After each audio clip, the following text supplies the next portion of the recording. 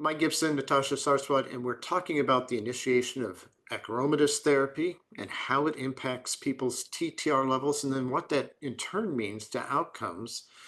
You're an amyloidologist, Natasha. Talk to us. What is amyloid and what's a stabilizer? And talk to us about the pathophysiology here.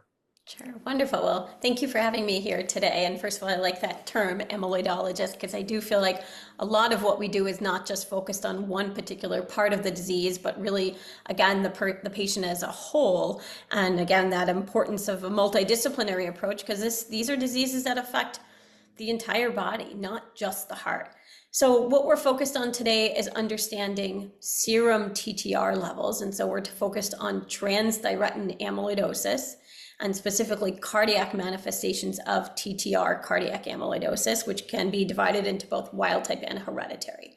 And what we see is that the TTR protein is a tetramer. That tetramer, I always explain to patients, is kind of like a four-leaf clover that becomes unstable. When that four-leaf clover becomes unstable, it falls apart into one-leaf clovers that like to bunch together and deposit all over the body. So what we're trying to understand is, can we actually measure the amount of TTR protein that is in the four-leaf clover? And is there a benefit to keeping it in that tetrameric form? And what we measure now is something called serum TTR, which is essentially prealbumin. The transthyretin protein is a transporter protein that carries around retinol and thyroxine. And again, we're measuring how much is in the tetrameric form. And what we see is that in a lot of patients, we start out with a lower serum TTR, again, representing that there was a lot of unstable, malformed TTR protein, and that when patients start out with a low level, that portends a worse mortality, and that increasing that amount of normal tetrameric protein correlates with an improvement in cardiovascular hospitalizations and overall mortality.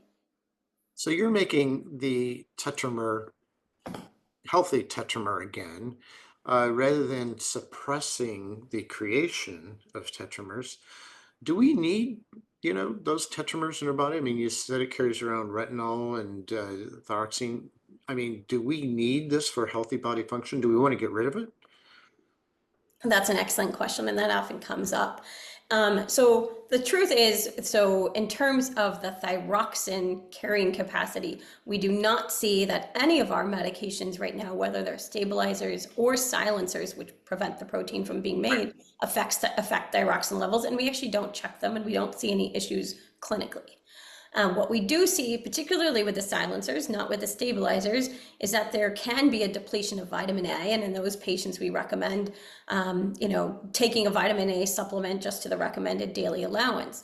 I would say we do not see deleterious effects of lack of TTR. That has not really been shown or borne out clinically. I was referring more to suppressing it as a mechanism.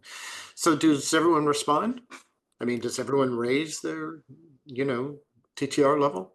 That's a good question. The truth is, no, not everybody does, and we're still trying to understand who are those patients that do, who are those patients that don't, and what makes them different. Why do some people respond and why do others not respond? But we do know that those that do respond and rapidly increase their TTR levels, generally within the first 20 days of initiation of the drug, tend to do better. And what do you do with a non-responder out there? Yeah, that's a good question. And again, something that we're still trying to understand.